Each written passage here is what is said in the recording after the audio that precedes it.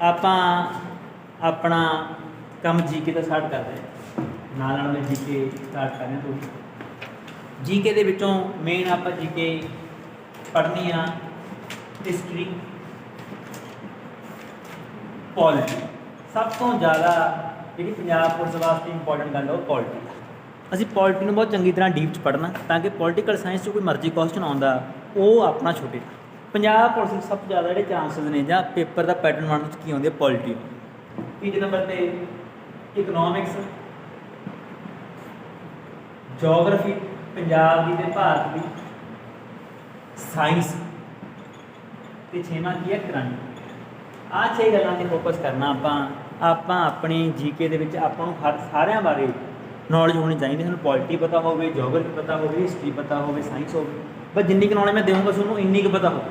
ਵਾਧੂ ਜਾਣ ਦੀ ਲੋੜ ਨਹੀਂ ਹੈ ਕਿ ਜਿੰਨਾ ਕੰਮ ਕਰਾਉਂ ਉਨਾ ਕੰਮ ਪਤਾ ਤੁਹਾਨੂੰ। ਦੈਟ ਇਜ਼ ਕੀ ਹੈਗਾ, ਇਹ ਤੇ ਵਿੱਚੋਂ ਅਸੀਂ ਮਾਰਦੇ ਹਾਂ, ਜੀਕੇ ਤੋਂ ਮਾਰਦੇ। ਕਲੀਅਰ ਗੱਲ ਹੈ। ਤਾਂ ਜਦੋਂ ਆਪਾਂ ਜੀਕੇ ਦੀ ਸ਼ੁਰੂਆਤ ਕਰਦੇ ਹਾਂ, ਸਭ ਤੋਂ ਪਹਿਲਾਂ ਅੱਜ ਜਿਹੜਾ ਆਪਾਂ ਟੌਪਿਕ ਸਟਾਰਟ ਕਰਨਾ, ਆਪਣਾ ਟੌਪਿਕ ਹੈਗਾ ਪੋਲਿਟੀ। ਤਾਂ ਪੋਲੀਟੀਕਲ ਸਾਇੰਸ ਇਨ ਪੋਲਿਟੀ ਦਾ ਟੌਪਿਕ ਆਪਾਂ ਅੱਜ ਤੋਂ ਕੀ ਕਰ ਰਹੇ ਹਾਂ, ਆਪਣਾ ਸਟਾਰਟ ਕਰ ਰਹੇ ਹਾਂ। ਤਾਂ ਆਪਾਂ ਕਦੇ ਰੀਜ਼ਨਿੰਗ ਅਤੇ ਨਾਲ ਆਪਣਾ ਜੀਕੇ ਦਾ ਕੰਮ ਕੀ ਐਂ ਚਲਾ ਸਮਝੇ ਗੱਲ ਸਾਥੀਓ।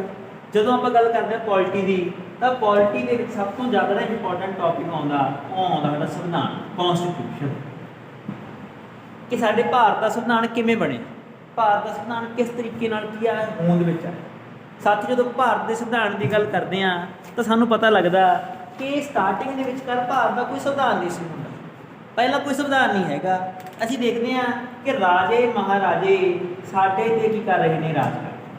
ਤਾਂ ਰਾਜੇ ਮਹਾਰਾਜੇ ਨੇ ਜਿਹੜੀ ਗੱਲ ਕਹਿਤੀ ਕੋਈ ਲਿਖਤੀ ਗੱਲ ਨਹੀਂ, ਜਿਹੜੀ ਗੱਲ ਰਾਜੇ ਮਹਾਰਾਜੇ ਨੇ ਕਹਿਤੀ ਉਹੀ ਆਪਣਾ ਕੀ ਬਣ ਗਿਆ, ਸੰਵਿਧਾਨ ਬਣ ਗਿਆ। ਉਹੀ ਗੱਲ ਕੀ ਹੈ, ਭਾਰਤ ਵਿੱਚ ਲਾਗੂ ਹੁੰਦੀ ਸੀਗੀ। ਤਾਂ ਕੋਈ ਸੰਵਿਧਾਨ ਨਹੀਂ। ਪਰ ਹੌਲੀ ਹੌਲੀ ਅਸੀਂ ਦੇਖਦੇ ਹਾਂ ਕਿ 1757 ਦੇ ਵਿੱਚ ਅੰਗਰੇਜ਼ਾਂ ਨੇ ਸਭ ਤੋਂ ਪਹਿਲਾਂ ਭਾਰਤ ਨੂੰ ਜਿੱਤਣਾ ਸ਼ੁਰੂ ਕੀਤਾ। ਇੱਕ ਲੜਾਈ ਪੜਾਂਗੇ ਆਪਾਂ, ਦੈਟ ਇਜ਼ ਕਾਲਡ ਪਲਾਸੀ ਦੀ ਲੜਾਈ। ਤਾਂ ਪਲਾਸੀ ਦੀ ਲੜਾਈ ਲੜੀ। ਉਹ ਪਲਾਸੀ ਦੀ ਲੜਾਈ ਦੇ ਵਿੱਚ ਕੀ ਕੀਤਾ ਅੰਗਰੇਜ਼ਾਂ ਨੇ ਸਾਨੂੰ, ਦੈਟ ਇਜ਼ ਕੀ ਆ, ਪੋਲਿਟੀ। ਤਾਂ ਇੰਡੀਅਨ ਪੋਲਿਟੀ ਦੇ ਅੰਡਰ ਅਸੀਂ ਕਹਾਂਗੇ ਕਿ ਪਲਾਸੀ ਲੜਾਈ ਦੈਟ ਇਜ਼ ਕੀ ਆ 1757 ਦੇ ਵਿੱਚ ਦੈਟ ਇਜ਼ ਕੀ ਆ ਜਿੱਤੀ। ਤਾਂ ਇਹਨਾਂ ਨੇ ਵੀ ਪਤਾ ਉਹੀ ਕੰਮ ਚਲਾਇਆ 1757 ਦੇ ਵਿੱਚ। ਇਹਨਾਂ ਨੂੰ ਉਹੀ ਕੰਮ ਚਲਾਇਆ ਭਾਈ, ਜਿਵੇਂ ਕਹੇ ਤਾਂ ਗੱਲ ਚੱਲੀ ਜਾਣ ਦਿਓ, ਕਹਿਣ ਦਾ ਮਤਲਬ ਕਿਉਂਕਿ ਨਵੇਂ ਨੇ ਨਾ, ਹਜੇ ਨਵੇਂ ਨੇ ਤਾਂ ਪਤਾ ਨਹੀਂ ਲੱਗ ਰਿਹਾ ਕਿ ਕਿਸ ਤਰੀਕੇ ਨਾਲ ਰੂਲ ਕੀਤਾ ਜਾਵੇ। ਜਿਹੜੀ ਗੱਲ ਕਹਿ ਜਾਂਦੇ ਉਵੇਂ ਹੋ ਗਿਆ। ਹੌਲੀ ਹੌਲੀ ਲੱਗੇ ਵੀ ਰਹਿਣ ਤਾਂ ਕਮੀਆਂ ਨੇ ਸਾਡੇ ਕੰਮ ਦੇ ਵਿਚਕਾਰ ਕੀ ਨੇ, ਕਮੀਆਂ ਆ ਰਹੀਆਂ ਨੇ। ਅਸੀਂ ਇੰਨਾ ਵੱਡਾ ਇਲਾਕਾ ਜਿੱਤ ਲਿਆ, ਬੰਗਾਲ ਦਾ ਇਲਾਕਾ, ਪਰੰਤੂ ਰੂਲ ਨਹੀਂ ਪ੍ਰੋਪਰ ਹੋ ਰਿਹਾ। ਤਾਂ ਅੰਗਰੇਜ਼ ਕਹਿੰਦੇ ਵੀ ਆਪਾਂ ਕੀ ਲੈ ਕੇ ਆਵਾਂਗੇ, ਐਂ ਨਹੀਂ ਗੱਲ ਚੱਲਦੀ। ਆਪਾਂ ਇੱਕ ਲਿਖਤੀ ਐਕਟ ਲੈ ਕੇ ਆਇਆ ਕਰਾਂਗੇ। ਲਿਖਤੀ ਇੱਕ ਐਕਟ, ਕੌਨਸਟੀਟਿਊਸ਼ਨ ਸੰਵਿਧਾਨਿਕ ਕਾਨੂੰਨ, ਇੱਕ ਲਿਖਤੀ ਕਾਨੂੰਨ ਲੈ ਕੇ ਆਵਾਂਗੇ ਭਾਰਤ ਵਾਸਤੇ। ਜਿਹੜੀ ਗੱਲ ਲਿਖਤੀ, ਅਸੀਂ ਉਹ ਲਿਖਤੀ ਤਰੀਕੇ ਨਾਲ ਭਾਰਤ ਨੂੰ ਚਲਾਉਣ ਦੀ ਕੀ ਕਰਾਂਗੇ, ਗੱਲ। ਤਾਂ ਸੰਵਿਧਾਨ ਦੀ ਜਿਹੜੀ ਹੋਂਦ ਆ ਸਭ ਤੋਂ ਪਹਿਲਾਂ ਨਿਕਲੀ ਕਿੱਥੋਂ, ਐਕਟਾਂ 'ਚ ਨਿਕਲੀ ਆ। ਜਿਹੜੀ ਐਕਟ ਕੌਣ ਲੈ ਕੇ ਆਏ ਨੇ, ਅੰਗਰੇਜ਼ ਲੈ ਕੇ ਆਏ। ਅਸੀਂ ਕੁਝ ਕੁ ਐਕਟ ਯਾਦ ਰੱਖਣੇ ਨੇ। ਸਭ ਤੋਂ ਪਹਿਲਾਂ ਅੰਗਰੇਜ਼ਾਂ ਦਾ ਇੱਕ ਐਕਟ ਆਉਂਦਾ ਸਾਥੀਓ, ਬਹੁਤ ਇੰਪੋਰਟੈਂਟ। ਪਹਿਲਾ ਐਕਟ ਯਾਦ ਰੱਖਣਾ ਕਿਹੜਾ ਗਾ, it is regulating act 1773। Copy 'ਤੇ ਨੋਟ ਕਰਨਾ, ਕੁਐਸਚਨ ਆਊਗਾ ਕਿ ਅੰਗਰੇਜ਼ਾਂ ਦਾ ਸਭ ਤੋਂ ਪਹਿਲਾ ਐਕਟ ਕਿਹੜਾ ਸੀਗਾ। ਜੇ ਕੁਐਸਚਨ ਆਇਆ ਕਿ ਸਭ ਤੋਂ ਪਹਿਲਾਂ 1773 ਵਿੱਚ ਐਕਟ ਆਇਆ ਜਿਸ ਨੂੰ ਰੈਗੂਲੇਟਿੰਗ ਐਕਟ ਕਿਹਾ ਗਿਆ,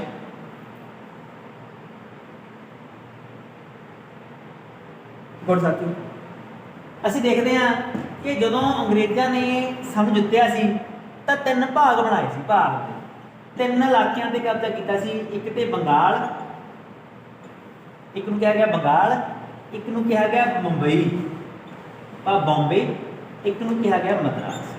ਤਾਂ 3 ਇਲਾਕਿਆਂ 'ਤੇ ਕਬਜ਼ਾ ਕਰ ਚੁੱਕੇ ਸੀਗੇ ਅੰਗਰੇਜ਼, ਬੰਗਾਲ ਤੇ ਬੰਬੇ ਤੇ ਮਦਰਾਸ ਤੇ। ਹੁਣ ਕਾਨੂੰਨ ਕਿਹਦੇ ਚੱਲਣਗੇ, ਇਹ ਲੜਦੇ ਰਹਿੰਦੇ ਸੀ ਆਪਸ ਦੇ ਵਿੱਚ।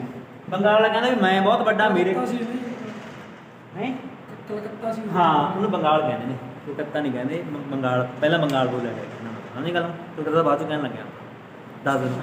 ਤਾਂ ਬੰਗਾਲ, ਬੰਬਈ ਤੇ ਮਦਰਾਸ। ਤਾਂ ਮੈਂ ਕਹਿਣਾ ਕੀ ਚਾਹੁੰਦਾ ਕਿ ਸਭ ਤੋਂ ਪਹਿਲਾਂ ਇਹ ਲੜਦੇ ਰਹਿੰਦੇ ਸੀ ਆਪਦੇ ਵਿਚਕਾਰ ਵੀ ਭਾਈ ਮੇਰੀ ਤਾਕਤ ਜ਼ਿਆਦਾ ਤੇ ਮੇਰੀ ਕਿ ਜ਼ਿਆਦਾ ਹੈ। ਅੰਗਰੇਜ਼ ਹੀ ਨਹੀਂ, ਪਰ ਨਾ ਆਪਸ ਦੀ ਪ੍ਰੋਬਲਮ ਰਹਿਣ ਲੱਗ ਗਈਆਂ।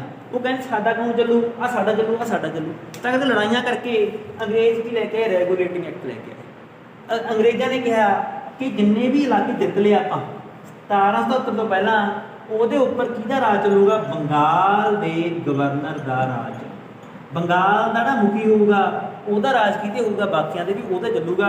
ਜਿਹੜੀ ਗੱਲ ਬੰਗਾਲ ਵਾਲੇ ਨੇ ਕਹਿਤੀ ਉਹਦੀ ਗੱਲ ਮੁੰਬਈ 'ਚ ਵੀ ਸੁਣੀ ਮੰਨੀ ਜਾਊਗੀ ਤੇ ਮਦਰਾਸ ਵਿੱਚ ਵੀ ਜਾਊਗੀ। ਤੇ ਇੱਕ ਪੋਸਟ ਬਣਾਈ ਗਈ that is called governor general of Bengal. ਤਾਂ ਪਹਿਲਾ ਪੁਆਇੰਟ ਹੀ ਬਹੁਤ ਵਧੀਆ ਬਣਿਆ। ਕੁਐਸਚਨ ਇਹ ਹੋਊਗੀ governor general of Bengal the post ਕਿਹੜਾ ਐਕਟ ਲੈ ਕੇ ਆਇਆ? 1777 ਦਾ ਐਕਟ ਲੈ ਕੇ ਆਇਆ। ਲਿਖੋ ਅਗਰ ਕਾਪੀ ਦੀ ਲਿਖੋ, ਇਸ ਐਕਟ ਅਧੀਨ governor general of Bengal the post ਬਣਾਈ ਗਈ। ਇਸ ਐਕਟ ਅਧੀਨ governor general of Bengal the post ਬਣਾਈ ਗਈ ਅਤੇ ਪਹਿਲੇ ਗਵਰਨਰ ਜਨਰਲ ਬੰਗਾਲ ਦੀ ਪੋਸਟ ਬਣਾਈ ਗਈ ਅਤੇ ਪਹਿਲੇ ਗਵਰਨਰ ਜਨਰਲ, ਨਾਮ ਰੱਖਣਾ ਵਾਰਨ ਹੇਸਟਿੰਗਸ, ਪਹਿਲੇ ਗਵਰਨਰ ਜਨਰਲ ਵਾਰਨ ਹੇਸਟਿੰਗਸ ਨੂੰ ਬਣਾਇਆ ਗਿਆ। ਤਾਂ ਵਾਰਨ ਹੇਸਟਿੰਗਸ ਨੂੰ ਕੀ ਬਣਾਇਆ ਗਿਆ? ਪਹਿਲੇ ਗਵਰਨਰ ਜਨਰਲ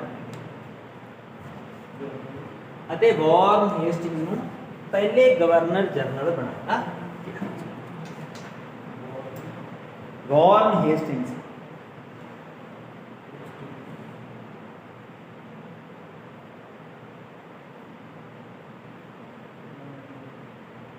ਦੂਜੀ ਗੱਲ ਪੁਆਇੰਟ ਕੀ ਹੈਗਾ? ਇਹ ਲੜਦੇ ਰਹਿੰਦੇ ਸੀ ਆਪਦੇ ਵਿਚਕਾਰ ਵੀ ਸਾਡਾ ਅਧਿਕਾਰ ਚੱਲੂ, ਸਾਡਾ ਅਧਿਕਾਰ ਚੱਲੂ। ਤਾਂ ਲੜਾਈ ਨਾ ਹੋਵੇ ਇਹਨਾਂ ਤਿੰਨਾਂ ਦੇ ਵਿੱਚ, ਕੋਈ ਅੰਗਰੇਜ਼ਾਂ 'ਚ ਲੜਾਈ ਨਾ ਹੋਵੇ, ਤਾਂ ਇਹਨਾਂ ਦੀ ਲੜਾਈ ਨੂੰ ਸੋਲਵ ਕਰਨ ਵਾਸਤੇ ਕਿਹਦੀ ਸਥਾਪਨਾ ਕੀਤੀ ਗਈ? ਸੁਪਰੀਮ ਕੋਰਟ ਦੀ ਸਥਾਪਨਾ ਕੀਤੀ। ਉਹਦੇ ਬਾਅਦ ਲਿਖੋ, ਇਸ ਐਕਟ ਅਧੀਨ 1774 ਵਿੱਚ, ਇਸ ਐਕਟ ਅਧੀਨ 1774 ਵਿੱਚ ਸੁਪਰੀਮ ਕੋਰਟ ਵਿੱਚ ਸੁਪਰੀਮ ਕੋਰਟ ਕਲਕੱਤਾ ਵਿਖੇ ਬਣੀ। ਤਾਂ ਕੋਈ ਲੜਾਈ ਹੋਵੇ ਇਹਨਾਂ ਦੇ ਵਿਚਕਾਰ, ਤਾਂ ਅੰਗਰੇਜ਼ਾਂ ਆਪਸ ਨਾ ਹੋ ਜਾਣ, ਇਹਨਾਂ 'ਚ ਕੋਈ ਪ੍ਰੋਬਲਮ ਆ ਤਾਂ ਸੁਪਰੀਮ ਕੋਰਟ ਫੈਸਲਾ ਕਰੂਗੀ। ਸੁਪਰੀਮ ਕੋਰਟ ਜੱਜ ਕੌਣ ਹੋਊਗਾ? ਕਿ ਅੰਗਰੇਜ਼ ਬੰਦਾ ਹੋਊਗਾ। ਸੁਪਰੀਮ ਕੋਰਟ ਜੱਜ ਕੋਈ ਭਾਰਤੀ ਨਹੀਂ ਹੋਊਗਾ, ਅੰਗਰੇਜ਼ਾਂ ਦਾ ਬੰਦਾ ਜੱਜ ਕੀ ਸੁਪਰੀਮ ਕੋਰਟ ਜੱਜ ਹੋਊਗਾ। ਸਮਝੇ ਗੱਲ ਨੂੰ? ਤਾਂ ਦੋ ਪੁਆਇੰਟ ਮੈਨੇ ਰੱਖਣੇ ਨੇ ਕਿ governor general of Bengal Warren Hastings ਨੂੰ ਬਣਾਇਆ ਗਿਆ ਇਹ ਐਕਟ ਦੇ ਦਿਨ, ਤੇ ਸੁਪਰੀਮ ਕੋਰਟ ਦੀ ਸਥਾਪਨਾ ਕੀਤੀ ਗਈ 1774 ਵਿੱਚ। ਦੋ ਬਣਿਆ। ਪਰ ਇਹ ਐਕਟ ਤੋਂ ਬਾਅਦ ਵੀ ਅਸੀਂ ਦੇਖਿਆ ਕਿ ਲੜਾਈ ਖਤਮ ਨਹੀਂ ਹੋਈ, ਲੜਾਈ ਚੱਲਦੀ ਗਈ। ਅੰਗਰੇਜ਼ ਲੜ ਰਹੇ ਨੇ ਆਪਸ ਦੇ ਵਿੱਚ ਵੀ ਯਾਰ ਆ ਤਾਂ ਮੇਰਾ ਕੰਮ, ਆ ਤਾਂ ਮੇਰਾ ਕੰਮ ਸੀ, ਤੂੰ ਮੇਰਾ ਕੰਮ ਖੋਲਿਆ, ਮੇਰਾ ਕੰਮ ਖੋਲਿਆ। ਇਹਨੂੰ ਸੈੱਟ ਕਰਨ ਲੱਗਿਆ ਅੰਗਰੇਜ਼ ਦੂਜਾ ਐਕਟ ਲੈ ਕੇ ਆਇਆ ਆਪਦਾ, ਜਿਹਨੂੰ ਕਹਿੰਦੇ ਨੇ Pits India act. Pits India act 1784 ਦੂਜਾ ਐਕਟ ਲੈ ਕੇ ਆਏ ਅੰਗਰੇਜ਼, ਪਿਟਸ ਇੰਡੀਆ ਐਕਟ 1784। ਦੋ ਹੀ ਪੁਆਇੰਟ ਰੱਖਣੇ ਨੇ ਪਹਿਲਾਂ ਵਾਲੇ ਵਿੱਚ ਕਰ। ਦੂਜਾ ਐਕਟ ਕਿਹੜਾ ਆਏਗਾ? Pits India act 1784। ਸਾਥੀਓ ਕੀ ਸੀਗਾ ਇਹ 'ਚ, ਕੀ ਕੀਤਾ ਅੰਗਰੇਜ਼ਾਂ ਨੇ ਪਿਟਸ ਇੰਡੀਆ ਐਕਟ ਦੇ ਵਿੱਚ? ਇਹ ਕਹਿੰਦੇ ਦੇਖੋ ਇਹ ਲੜਾਈ ਖਤਮ ਨਹੀਂ ਹੁੰਦੀ, ਜਿਹੜੀ ਕੰਪਨੀ ਆਈ ਆ ਜਿਹਨੇ ਭਾਰਤ ਨੂੰ ਜਿੱਤਿਆ that is East India company, ਉਹ ਈਸਟ ਇੰਡੀਆ ਕੰਪਨੀ ਨੂੰ ਦੋ ਭਾਗਾਂ 'ਚ ਤੋੜ। ਉਹ ਕਹਿੰਦੇ ਵੀ ਐਂ ਕੰਮ ਨਹੀਂ ਚੱਲਣਾ, ਐਂ ਤਾਂ ਲੜਾਈ ਰਹੂਗੀ। ਲੜਾਈ ਕਾਹਦੇ ਕਰਕੇ ਹੋਣ ਲੱਗੀ? ਕਾਹਦੇ ਕਰਕੇ ਹੋਣ ਲੱਗੀ ਲੜਾਈ ਸਾਥੀਓ? ਉਹੀ ਬੰਦੇ ਦਾ ਦੇਖੋ ਈਸਟ ਇੰਡੀਆ ਕੰਪਨੀ ਆਈ ਤਾਂ ਕੀ ਸੀ? ਵਪਾਰੀ ਬਣ ਕੇ ਆਈ ਸੀ ਨਾ ਭਾਰਤ 'ਚ, ਵੀ ਵਪਾਰ ਕਰਾਂਗੇ ਅਸੀਂ ਸਿਰਫ ਵਪਾਰ ਕਰਨ ਜਾ ਰਹੇ ਹਾਂ। ਪਰੰਤੂ ਨਾਲ ਉਹਨਾਂ ਨੇ ਕੀ ਜਿੱਤ ਲਿਆ? ਭਾਰਤ ਜਿੱਤ ਵੀ ਲਿਆ। ਤਾਂ ਹੁਣ ਉਹੀ ਬੰਦੇ ਨਾਲ ਤਾਂ ਭਾਰਤ ਨੂੰ ਵਪਾਰ ਕਰੀ ਜਾਂਦੇ ਨੇ, ਉਹੀ ਬੰਦੇ ਭਾਰਤ ਨੂੰ ਕੀ ਕਰੀ ਜਾਂਦੇ ਨੇ? ਚਲਾਈ ਵੀ ਜਾਂਦੇ ਨੇ। ਭਾਵ ਜਿਵੇਂ ਆਪਣੇ ਰਾਜੇ ਵੀ ਉਹੀ ਨੇ ਤੇ ਵਪਾਰੀ ਵੀ ਉਹੀ ਨੇ, ਤਾਂ ਹੁਣ ਉਹ ਲੜੀ ਜਾਂਦੇ ਨੇ ਵੀ ਅਸੀਂ ਰਾਜ ਕਰੀਏ ਕਿ ਵਪਾਰ ਕਰੀਏ। ਸਮਝੇ ਗੱਲ ਨੂੰ? ਉਹਨੂੰ ਖਤਮ ਕਰਨ ਵਾਸਤੇ ਕਿਹੜਾ ਐਕਟ ਲੈ ਕੇ ਆਏ? ਪਿਟਸ ਇੰਡੀਆ ਐਕਟ ਲੈ ਕੇ। ਜੀ 'ਚ ਕੀ ਕਿਹਾ ਗਿਆ ਵੀ ਭਾਈ ਈਸਟ ਇੰਡੀਆ ਕੰਪਨੀ ਨੂੰ ਦੋ ਭਾਗਾਂ 'ਚ ਵੰਡਿਆ ਜਾਊ। ਅੱਧੇ ਬੰਦਿਆਂ ਨੂੰ ਕੀ ਕਿਹਾ ਜਾਊਗਾ? COD, COD court of director. ਅੱਧਿਆਂ ਨੂੰ ਤਾਂ ਇਹ ਕਿਹਾ ਜਾਊਗਾ। ਅੱਧਿਆਂ ਨੂੰ ਕੀ ਕਿਹਾ ਜਾਊਗਾ? BOC। What is BOC? Board of council. ਤਾਂ ਦੋ ਭਾਗਾਂ 'ਚ ਵੰਡਦੇ East India company, COD court of director, BOC board of council. ਉਹ ਕਹਿੰਦੇ ਅੱਧੇ ਬੰਦੇ ਜਿਹੜੇ ਕੋਰਟ ਆਫ ਡਾਇਰੈਕਟਰ ਹੋਣਗੇ ਉਹਦਾ ਕੰਮ ਸਿਰ ਵਪਾਰ ਕਰਨਾ, ਭਾਰਤ ਨੂੰ ਚਲਾਉਣਾ ਕਿਵੇਂ ਆ ਕੋਈ ਲੈਣ ਦੇਣ ਨਹੀਂ। ਇਹਨਾਂ ਨੇ ਇਹ ਗੱਲ 'ਚ ਬੋਲਣਾ ਨਹੀਂ, ਤੁਹਾਡਾ ਕੰਮ ਸਿਰ ਵਪਾਰ ਕਰਨ ਦਾ, ਵਪਾਰ ਕਰੋ ਭਾਰਤੀਆਂ ਨੂੰ, ਤੁਹਾਡਾ ਕੋਈ ਲੈਣ ਦੇਣ ਨਹੀਂ ਹੈਗਾ। ਅੱਧੇ ਬੰਦੇ BOC, ਤੁਹਾਡਾ ਕੰਮ ਤੁਹਾਨੂੰ ਤਨਖਾਹ ਦੇਵਾਂਗੇ। ਤਨਖਾਹ ਕਾਹਦੇ ਵਾਸਤੇ ਦੇਵਾਂਗੇ? ਸਿਰਫ ਭਾਰਤ ਨੂੰ ਚਲਾਉਣ ਦੀਆਂ। ਜਿਵੇਂ ਸਾਡੇ ਸਰਕਾਰ ਕਹਿਣ ਦਾ ਮਤਲਬ ਵੀ ਤੁਹਾਨੂੰ ਸਰਕਾਰੀ ਕੰਮ ਦੇ ਦਿੱਤਾ, ਤੁਹਾਡਾ ਕੰਮ ਕੀ? ਸਰਕਾਰ ਨੂੰ ਚਲਾਉਣਾ, ਭਾਰਤ ਚਲਾਉਣਾ। ਤੁਸੀਂ ਵਪਾਰ ਘਾਟਾ ਹੋ ਰਿਹਾ, ਵਾਧਾ ਹੋ ਰਿਹਾ, ਬਿਲਕੁਲ ਪੈਣ ਦੀ ਲੋੜ ਨਹੀਂ। ਤੁਹਾਡਾ ਕੰਮ ਕੀ ਹੈ? That is Ki? ਓਨਲੀ ਵਪਾਰ ਕਰਨਾ। ਇਹਨਾਂ ਨੇ ਵਪਾਰ ਕਰਨਾ, ਕੋਰਟ ਆਫ ਡਾਇਰੈਕਟਰ ਨੇ, ਇਹਨਾਂ ਨੇ ਕਰਨਾ ਹੈਗਾ ਭਾਰਤ ਨੂੰ ਚਲਾਉਣਾ। ਤਾਂ ਇਹ ਦੋ ਭਾਗ ਬਣਾਏ ਗਏ ਕਿਹਦੇ ਅੰਡਰ? ਪਿਟਸ ਇੰਡੀਆ ਐਕਟ ਦੇ ਅਧੀਨ। ਸਾਥੀਓ ਜਿਹੜਾ ਸਿਸਟਮ ਹੈ ਇਹ BOC ਤੇ COD ਵਾਲਾ, ਇਹਨੂੰ ਹੀ ਡਬਲ ਗਵਰਨਮੈਂਟ ਕਹਿੰਦੇ ਨੇ। ਪੇਪਰ ਕੁਐਸਚਨ ਆਊਗਾ ਕਿ ਡਬਲ ਗਵਰਨਮੈਂਟ ਦਾ ਕੀ ਮਤਲਬ ਹੈ? ਦੂਰੀ ਸਰਕਾਰ ਦਾ ਕੀ ਮਤਲਬ ਹੈ? ਦੂਰੀ ਸਰਕਾਰ ਦਾ ਮਤਲਬ ਕੀ ਹੈ? ਕੋਰਟ ਆਫ ਡਾਇਰੈਕਟਰ ਵੀ ਨੇ, ਵਪਾਰ ਵੀ ਕਰ ਰਹੀ ਹੈ ਕੰਪਨੀ ਤੇ ਸਰਕਾਰ ਵੀ ਚਲਾ ਰਹੀ ਹੈ। ਇਸ ਨੂੰ ਹੀ ਡਬਲ ਗਵਰਨਮੈਂਟ ਕਿਹਾ ਜਾਂਦਾ। ਦੋਹਾਂ ਨੂੰ ਚਲਾਉਣਾ ਹੀ ਕੀ ਕਹਾਉਂਦਾ ਗਾ? ਡਬਲ ਗਵਰਨਮੈਂਟ ਕਹਾਉਂਦਾ। ਅੱਜ ਤੋਂ ਬਾਅਦ ਅਸੀਂ ਦੇਖਦੇ ਹਾਂ ਕਿ 1784 ਤੋਂ ਬਾਅਦ ਕੋਈ ਵੱਡਾ ਐਕਟ ਨਹੀਂ ਆਇਆ, ਵੱਡਾ ਕਾਨੂੰਨ ਨਹੀਂ ਆਇਆ, ਕਿਉਂਕਿ 84 ਵਾਲਾ ਐਕਟ ਲਗਭਗ ਬਹੁਤ ਵਧੀਆ ਰਿਹਾ। ਇਹਦੇ ਨਾਲ ਕੰਮ ਵੰਡਣ ਨਾਲ ਕੰਮ ਬਹੁਤ ਵਧੀਆ ਤਰੀਕੇ ਨਾਲ ਹੋਣਾ ਕੀ ਹੋ ਗਿਆ? ਸਟਾਰਟ। ਅਸੀਂ ਦੇਖਦੇ ਹਾਂ ਕਿ 1784 ਤੋਂ 1833 ਤੱਕ ਜਿੰਨਾ ਅੱਜ ਦਾ ਭਾਰਤ ਆ, ਸਿਰਫ ਪੰਜਾਬ ਛੱਡ ਕੇ ਸਾਰਾ ਅੰਗਰੇਜ਼ਾਂ ਨੇ ਜਿੱਤ ਲਿਆ ਸੀ। 84 ਤੱਕ ਤਾਂ ਸਿਰਫ 3 ਇਲਾਕੇ ਜਿੱਤੇ ਨੇ। ਕਿਹੜੇ? ਕਲਕੱਤਾ, ਮਦਰਾਸ ਤੇ ਮੁੰਬਈ। ਪਰ ਇਹ ਤੋਂ ਬਾਅਦ 13 ਤੱਕ ਆਉਂਦੇ ਲਗਭਗ 50 ਸਾਲਾਂ ਦੇ ਵਿੱਚ ਜਿੰਨਾ ਪੰਜਾਬ ਨੂੰ ਛੱਡ ਕੇ ਭਾਰਤ ਹੋਊਗਾ, ਪਰ ਰਣਜੀਤ ਸਿੰਘ ਤੋਂ ਬਾਕੀ ਵਾਲਾ ਸਾਰਾ ਭਾਰਤ ਦਾ ਡਿਸਕਾਊਂਟ ਜਿੱਤ ਲੈਣਗੇ, ਅੰਗਰੇਜ਼ ਹੋ ਜਾਣਗੇ। ਹੁਣ ਉਹ ਕਹਿਣਗੇ ਵੀ ਸਾਨੂੰ ਕੋਈ ਨਵੇਂ ਐਕਟ ਦੀ ਲੋੜ ਆ। ਹੁਣ ਅਸੀਂ ਵੱਡਾ ਇਲਾਕਾ ਜਿੱਤ ਲਿਆ, ਜੇ ਵੱਡਾ ਇਲਾਕਾ ਜਿੱਤ ਲਿਆ ਤਾਂ ਅਸੀਂ ਹੁਣ ਕੋਈ ਨਵਾਂ ਐਕਟ ਲੈ ਕੇ ਭਾਰਤ ਨੂੰ ਚਲਾਉਣ ਦੀ ਕੋਸ਼ਿਸ਼ ਕਰਾਂਗੇ। ਤਾਂ ਕਰਕੇ ਅੰਗਰੇਜ਼ 1833 'ਚ ਐਕਟ ਲੈ ਕੇ ਆਏ, government of India. Government of India act 1833 ਇਹ ਲੈ ਕੇ ਆਏ ਸਾਥੀ। ਇਹ 'ਚ ਕੀ ਕਿਹਾ ਗਿਆ? ਉਹੀ ਗੱਲ, ਪਹਿਲਾਂ ਜਿਹੜਾ ਮੁਖੀ ਸੀਗਾ ਭਾਰਤ ਨੂੰ ਚਲਾਉਣ ਵਾਲਾ, ਉਹਨੂੰ ਕੀ ਕਹਿੰਦੇ ਸੀ? Governor general of Bengal. Governor general of Bengal. ਪਰ ਹੁਣ ਕਹਿੰਦੇ ਬੰਗਾਲ ਨਹੀਂ ਤਾਂ ਬਾਹਰ ਜਿੱਤ ਲਿਆ ਸੀ, ਤਾਂ ਗਵਰਨਰ ਜਨਰਲ ਬੰਗਾਲ ਨਾ ਕਹਿ ਕੇ ਕੀ ਕਹਾਂਗੇ? Governor general of India. ਤਾਂ ਪੋਸਟ ਦਾ ਨਾਮ ਬਦਲਤਾ, ਬੰਗਾਲ ਦਾ ਗਵਰਨਰ ਜਨਰਲ ਨਹੀਂ ਕਹਾਂਗੇ, ਅਸੀਂ ਕਹਾਂਗੇ ਇੰਡੀਆ ਦਾ ਗਵਰਨਰ ਜਨਰਲ। ਤਾਂ ਕੁਐਸਚਨ ਆਊਗਾ ਕਿ ਭਾਰਤ ਦਾ ਪਹਿਲਾ ਗਵਰਨਰ ਜਨਰਲ ਕੌਣ ਸੀ? ਜਿਵੇਂ ਪਹਿਲਾਂ ਪੜ੍ਹਿਆ ਆਪਾਂ, ਬੰਗਾਲ ਦਾ ਕੌਣ ਸੀਗਾ? ਵਾਰਨ ਹੇਸਟਿੰਗਸ। ਤਾਂ ਭਾਰਤ ਦਾ ਪਹਿਲਾ ਗਵਰਨਰ ਜਨਰਲ ਕੌਣ ਸੀਗਾ? ਇਹਦਾ ਨਾਮ ਹੈਗਾ ਵਿਲੀਅਮ ਬੈਂਟਿਕ। ਤਾਂ ਸਾਥੀਓ ਅਸੀਂ ਦੇਖਦੇ ਹਾਂ 33 ਵਾਲਾ ਐਕਟ ਕੀ ਲੈ ਕੇ ਆ ਰਿਹਾ ਹੈਗਾ ਕਿ ਨਵੀਂ ਪੋਸਟ ਲੈ ਕੇ ਆਇਆ, governor general of India the post. ਤੇ ਪਹਿਲਾ ਗਵਰਨਰ ਜਨਰਲ ਆਫ ਇੰਡੀਆ ਕੌਣ ਆ? ਵਿਲੀਅਮ ਬੈਂਟਿਕ ਆ। ਤਾਂ ਸਾਥੀਓ ਪਹਿਲਾ ਪੁਆਇੰਟ ਤਾਂ ਇਹੀ ਕਿ ਪੋਸਟ ਦਾ ਨਾਮ ਬਦਲਤਾ। ਹੋਰ ਇਹ 'ਚ ਕੀ ਕੀਤਾ ਇਹਨਾਂ ਨੇ? ਇਹ ਕਹਿੰਦੇ ਵੀ ਦੇਖੋ ਬਹੁਤ ਵੱਡਾ ਭਾਰਤ ਜਿੱਤ ਲਿਆ। ਜਿੱਤਿਆ ਕਿਹਨੇ? ਫਿਰ ਬੋਲਦਾ ਈਸਟ ਇੰਡੀਆ ਕੰਪਨੀ ਨੇ। ਤਾਂ ਈਸਟ ਇੰਡੀਆ ਕੰਪਨੀ ਨੇ ਬਹੁਤ ਵੱਡਾ ਭਾਰਤ ਜਿੱਤ ਲਿਆ। ਹੁਣ ਉਹ ਕਹਿੰਦੇ ਜਿੰਨਾ ਰੁਪਈਆ ਉਹਨੂੰ ਟੈਕਸ 'ਚ ਆ ਰਿਹਾ, ਰਾਜ ਦਾ ਕੰਮ ਕਿਸੇ ਟੈਕਸ ਇਕੱਠੇ ਕਰਨਾ, ਵਪਾਰ 'ਚ ਉਹਨਾਂ ਰੁਪਈਆ ਨਹੀਂ ਹੈਗਾ। ਤਾਂ ਐਕਟ ਨੇ ਕੀ ਕੀਤਾ? ਈਸਟ ਇੰਡੀਆ ਕੰਪਨੀ ਨੂੰ ਕਿਹਾ ਕਿ ਤੈਨੂੰ ਹੁਣ ਵਪਾਰ ਕਰਨ ਦੀ ਕੋਈ ਲੋੜ ਨਹੀਂ ਹੈਗੀ, ਤੂੰ ਸਿਰਫ ਕੀ ਕਰ? ਰਾਜ। ਤਾਂ ਜਿੰਨੀਆਂ ਤਰ੍ਹਾਂ ਦੀਆਂ ਕਮਰਸ਼ੀਅਲ ਵਪਾਰਕ ਸਾਰੀਆਂ ਪਾਵਰਾਂ ਸੀਗੀਆਂ ਉਹ ਹੀ ਕਰਤੀਆਂ, ਖਤਮ ਕਰਤੀਆਂ ਵੀ ਤੇਰਾ ਕੰਮ ਹੁਣ ਵਪਾਰ ਕਰਨਾ ਨਹੀਂ ਹੈਗਾ। ਹੋਰ ਕੰਪਨੀਆਂ ਨੂੰ, ਅੰਗਰੇਜ਼ਾਂ ਦੀਆਂ ਹੋਰ ਕੰਪਨੀਆਂ ਨੂੰ ਆਉਣ ਦੇ ਭਾਰਤ ਵਿੱਚ, ਉਹ ਕੀ ਕਰਨਗੀਆਂ? ਵਪਾਰ ਕਰਨਗੀਆਂ। ਤੇਰਾ ਕੰਮ ਕੀ ਹੈ? ਭਾਰਤ 'ਤੇ ਕੀ ਕਰਨਾ? ਰਾਜ ਕਰਨਾ। ਤਾਂ ਰਾਜ ਕਰਨ ਦਾ ਜਿਹੜਾ ਪਾਵਰ ਆ ਉਹ ਕਿਹੜਾ ਦੇ ਰਿਹਾ ਹੈਗਾ? 1833 ਵਾਲਾ ਐਕਟ ਦੇ ਰਿਹਾ ਹੈਗਾ। ਸਾਰੇ ਤਰ੍ਹਾਂ ਦਾ ਕਾਨੂੰਨ ਹੋ ਜਾਊਗਾ ਬੰਦ ਕੀਤਾ। ਤੀਜੇ ਨੰਬਰ 'ਤੇ ਭਾਰਤ ਤੇ ਬਹੁਤ ਵੱਡਾ ਜਿੱਤ ਲਿਆ।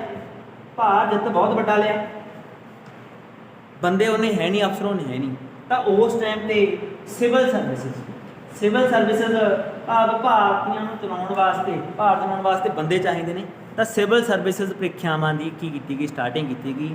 ਜਿਹੜੀਆਂ ਅੱਜ DC ਬਣਨ ਵਾਸਤੇ ਪ੍ਰੀਖਿਆਵਾਂ ਲਈਆਂ ਜਾਂਦੀਆਂ ਨੇ, SDਆਂ ਬਣਨ ਵਾਸਤੇ, ਤਾਂ ਪੋਸਟਾਂ ਅੰਗਰੇਜ਼ ਲੈ ਕੇ ਆਏ ਨੇ। ਉਹ ਪੋਸਟਾਂ ਦੇ ਲਈ ਦੈਟ ਇਜ਼ ਕੀ ਆ ਵੀ ਲਈਆਂ ਜਾਣਗੀਆਂ, ਭਰੀਆਂ ਜਾਣਗੀਆਂ ਪੋਸਟਾਂ। ਉਹ ਵੀ ਕੌਣ ਲੈ ਕੇ ਆਇਆ? 1833 ਦਾ ਐਕਟ ਲੈ ਕੇ ਆਇਆ। ਲਿਓ ਗੱਲ ਕਾਪੀਆਂ ਤੇ ਸਾਥੀਓ 33 ਦਾ ਐਕਟ ਇੰਪੋਰਟੈਂਟ ਸੀ। ਇਹ ਤੋਂ ਬਾਅਦ ਸਿੱਧਾ ਆਪਾਂ ਚੱਲਦੇ ਹਾਂ 1858 ਦਾ ਗਵਰਨਮੈਂਟ ਆਫ ਇੰਡੀਆ। ਅਗਲਾ ਜਿਹੜਾ ਕਾਨੂੰਨ ਆਇਆ ਉਹ ਆਇਆ 1858 ਦੇ ਵਿੱਚ।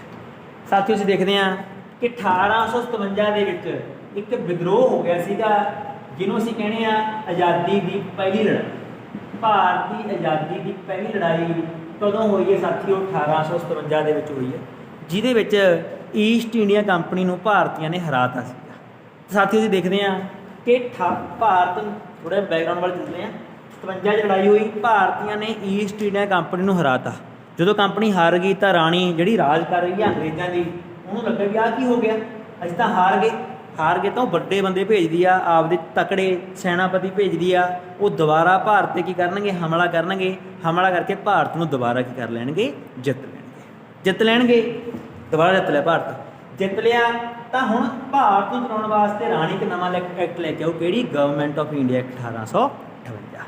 ਪਹਿਲਾ ਪੁਆਇੰਟ ਹੀ ਬਹੁਤ ਵਧੀਆ, ਉਹ ਕਹੂ, ਰਾਣੀ ਕਹੂ ਕਿ ਦੇਖੋ ਭਾਈ ਈਸਟ ਇੰਡੀਆ ਕੰਪਨੀ ਦਾ ਹਾਰ ਗਈ, ਈਸਟ ਇੰਡੀਆ ਕੰਪਨੀ ਦਾ ਹਾਰ ਗਈ ਨਾ, ਤਾਂ ਅੱਜ ਤੋਂ ਭਾਰਤ ਵਿੱਚ ਈਸਟ ਇੰਡੀਆ ਕੰਪਨੀ ਦਾ ਰਾਜ ਕੀ ਹੋ ਗਿਆ, ਖਤਮ ਹੋ ਗਿਆ। ਭਾਰਤ ਵਿੱਚ ਈਸਟ ਇੰਡੀਆ ਕੰਪਨੀ ਦਾ ਰਾਜ ਕੀ ਹੋ ਗਿਆ, ਖਤਮ ਹੋ ਗਿਆ। ਮੇਰਾ ਡਾਇਰੈਕਟ ਰੂਲ, ਮੈਂ ਜਿੱਤ ਗਈ ਤਾਂ ਮੈਂ ਦੈਟ ਇਜ਼ ਕੀ ਸਿੱਧੀ ਕੀ ਬਣ ਗਈ, ਰਾਣੀ ਬਣ ਗਈ, ਇਹਦੀ ਭਾਰਤ। ਤਾਂ ਭਾਰਤ ਦੀ ਰਾਣੀ, ਭਾਰਤ ਪਹਿਲਾਂ ਜਿਹੜਾ ਜਿੱਤੇ ਈਸਟ ਇੰਡੀਆ ਕੰਪਨੀ ਰਾਜ ਸੀਗਾ ਉਹ 'ਤੇ ਅੰਗਰੇਜ਼ ਸਿੱਧਾ ਕੀ ਕਰਨ ਲੱਗੇ, ਰਾਜ ਕਰਨ ਲੱਗੇ। ਭਾਰਤ ਦਾ ਨਾਮ ਬਦਲ ਕੇ ਇੰਡੀਆ ਤੋਂ ਬ੍ਰਿਟਿਸ਼ ਇੰਡੀਆ ਰੱਖ ਦਿੱਤਾ ਗਿਆ। ਤਾਂ ਭਾਰਤ ਦਾ ਨਾਮ 1855 ਕੀ ਬਣ ਗਿਆ, ਬ੍ਰਿਟਿਸ਼ ਇੰਡੀਆ। ਤਾਂ ਪਹਿਲਾ ਪੁਆਇੰਟ 58 'ਚ ਤਾਂ ਭਾਰਤ ਦਾ ਨਾਮ ਕੀ ਬਣ ਗਿਆ, ਬ੍ਰਿਟਿਸ਼ ਇੰਡੀਆ ਬਣ ਗਿਆ ਨਾ। ਪਰ ਸੁਣੋ ਪਹਿਲਾਂ ਕੋਈ ਗੱਲ ਲਿਖਾਊਂਗਾ ਹਰੇ ਪੁਆਇੰਟ ਮੈਂ। ਤਾਂ ਭਾਰਤ ਦਾ ਨਾਮ ਕੀ ਬਣ ਗਿਆ, ਬ੍ਰਿਟਿਸ਼ ਇੰਡੀਆ ਬਣ ਗਿਆ, ਪਹਿਲਾ ਪੁਆਇੰਟ। ਦੂਜੇ ਨੰਬਰ 'ਤੇ ਅਸੀਂ ਦੇਖਿਆ ਕਿ ਬ੍ਰਿਟਿਸ਼ ਇੰਡੀਆ ਤੋਂ ਬਣ ਗਿਆ ਤਾਂ 1784 'ਚ ਜਿਹੜਾ government of Pits India act ਆਇਆ ਸੀ, ਜਿਸ 'ਚ BOC ਤੇ COD ਬਣਾਏ ਗਏ ਸੀ। ਤਾਂ ਹੁਣ ਉਹ ਕਹਿੰਦੀ ਵੀ ਕੋਈ ਲੋੜ ਹੀ ਨਹੀਂ, ਕੰਪਨੀ ਜਦੋਂ ਖਤਮ ਹੀ ਹੋ ਗਈ ਤਾਂ ਫਿਰ ਬੋਰਡ ਆਫ ਕੌਂਸਲ ਤੇ ਕੋਰਟ ਆਫ ਡਾਇਰੈਕਟਰ ਦੀ ਕੀ ਲੋੜ ਆ। ਤਾਂ ਇਹਨੂੰ ਕੀ ਕਰਤਾ ਗਿਆ, ਖਤਮ ਕਰਤਾ ਗਿਆ ਵੀ ਕੋਈ BOC ਨਹੀਂ ਹੋਊਗਾ, ਕੋਈ COD ਨਹੀਂ ਹੋਊਗਾ, ਸਾਰਾ ਕੰਮ ਦਾ ਡਿਸ ਕਿਹਦੇ ਅੰਡਰ ਆ ਗਿਆ, ਮੇਰੇ ਅੰਡਰ ਆ ਗਿਆ। ਤਾਂ ਕੰਪਨੀ ਦਾ ਰਾਜ ਹੀ ਖਤਮ ਆ ਤਾਂ ਗੱਲ ਹੀ ਨਾ ਕੋਈ ਰਹੀ। ਪਰ ਉਹਨੂੰ ਲਿਖਿਆ ਫੇਰ ਭਾਈ ਕੋਈ ਇਹਨਾਂ ਦਾ ਰੂਲ ਨਹੀਂ ਹੈਗਾ, ਹੁਣ ਰੂਲ ਸਿੱਧਾ ਕੀ ਹੈਗਾ, ਮੇਰਾ ਰੂਲ ਹੈਗਾ ਤਾਂ ਮੈਂ ਚਲਾਊਂ ਕਿਵੇਂ। ਤਾਂ ਉਹਨੇ ਇੱਕ ਪੋਸਟ ਬਣਾਈ, ਤੀਜਾ ਪੁਆਇੰਟ, ਸੈਕਟਰੀ ਆਫ ਸਟੇਟ। ਜਿਵੇਂ ਆਪਾਂ ਕਹਿੰਦੇ ਵੀ ਸਮਝਾਉਣਾ ਸੁਣਨਾ ਗੱਲ, ਜਿਵੇਂ ਆਪਾਂ ਕਹਿੰਦੇ ਵੀ ਆਹ ਕੀ ਆ ਭਾਈ, ਸਾਡਾ ਰੱਖਿਆ ਮੰਤਰੀ ਆ ਸਾਡਾ ਕੀ ਹੈਗਾ, ਵਿੱਤ ਮੰਤਰੀ ਆ। ਤਾਂ ਰਾਣੀ ਨੇ ਇੱਕ ਬੰਦਾ ਰੱਖਿਆ ਜਿਹਨੂੰ ਕੀ ਕਿਹਾ ਗਿਆ, ਸੈਕਟਰੀ ਆਫ ਸਟੇਟ। ਇੱਕ ਕੈਬਨਿਟ ਮੰਤਰੀ ਸੀਗਾ, ਇਹਦਾ ਕੰਮ ਕੀ ਸੀਗਾ, ਉੱਥੇ ਬਹਿ ਕੇ, ਕਿੱਥੇ ਬਹਿ ਕੇ, ਲੰਦਨ 'ਚ ਬਹਿ ਕੇ ਭਾਰਤ 'ਤੇ ਕੀ ਰੱਖਣੀ ਸੀ, ਨਿਗਾਹ ਰੱਖਣੀ ਸੀ। ਤਾਂ ਭਾਰਤ ਦਾ ਮੁਖੀ ਅਸਲ ਵਿੱਚ ਕੌਣ ਸੀਗਾ, ਸੈਕਟਰੀ ਆਫ ਸਟੇਟ ਸੀਗਾ, ਜਿਹੜਾ ਕਿਹਨੇ ਲਾਇਆ ਸੀ, ਰਾਣੀ ਲਾਇਆ ਸੀ ਵੀ ਭਾਈ ਮੈਂ ਬੰਦਾ ਅਪੁਆਇੰਟ ਕਰਤਾ, ਇਹ ਲੰਦਨ 'ਚੋਂ ਨਿਗਾਹ ਰੱਖੋ, ਭਾਰਤ ਨੂੰ ਚਲਾਉਣ ਦਾ ਕੀ ਕਰੂਗੀ, ਕੰਮ ਕਰੂ। ਹੁਣ ਤੁਹਾਡੇ ਮਨ 'ਚ ਕੁਐਸਚਨ ਆਇਆ ਹੋਊ ਭਾਰਤ ਨੂੰ ਕਿਵੇਂ ਚੱਲੂ ਲੰਦਨ ਤੋਂ। ਪਰ ਜਿਹੜੀ ਚੌਥੀ ਪੋਸਟ ਆ ਉਹ ਤਾਂ ਹਜੇ ਵੀ ਹੈ ਨਾ, ਜਿਹੜੀ ਗਵਰਨਰ ਜਨਰਲ ਆਫ ਇੰਡੀਆ ਸੀਗੀ, ਈਸਟ ਇੰਡੀਆ ਕੰਪਨੀ ਦਾ ਬੰਦਾ, ਇਹਨੂੰ ਵੀ ਕੀ ਕਰ ਦਊਗੀ, ਹਟਾ ਦੇ। ਕਿਹੜੀ ਸੀ, ਐਲਿਜ਼ਾਬੈਥ। ਤਾਂ ਗਵਰਨਰ ਜਨਰਲ ਆਫ ਇੰਡੀਆ ਨੂੰ ਹਟਾ ਕੇ ਇੱਕ ਨਵੀਂ ਪੋਸਟ ਲੈ ਕੇ ਆਊਗੀ ਜਿਹਦਾ ਨਾਮ ਕੀ ਆਊਗਾ, ਵਾਇਸਰਾਏ। ਤਾਂ ਚੌਥਾ ਚੀਜ਼ ਕੀ ਕਰ ਦੂਗੀ, ਗੱਲਬਾਤ ਹੋਈ ਆ। ਹੁਣ ਗਵਰਨਰ ਜਨਰਲ ਆਫ ਇੰਡੀਆ ਨਹੀਂ, ਆਪਾਂ ਕਹਾਂਗੇ ਉਹ ਕੀ ਬਣ ਗਿਆ, ਭਾਰਤ ਦਾ ਵਾਇਸਰਾਏ ਬਣ ਗਿਆ। ਸਾਥੀਓ ਮੇਨ ਗੱਲ ਫਿਰ ਦੁਬਾਰਾ ਚੱਲਦੇ ਹਾਂ ਕਿ ਪਹਿਲੀ ਗੱਲ ਤਾਂ ਈਸਟ ਇੰਡੀਆ ਕੰਪਨੀ ਨੂੰ ਖਤਮ ਕਰਕੇ ਡਾਇਰੈਕਟ ਰੂਲ ਕਿਹਦਾ ਹੋ ਗਿਆ, ਰਾਣੀ ਦਾ।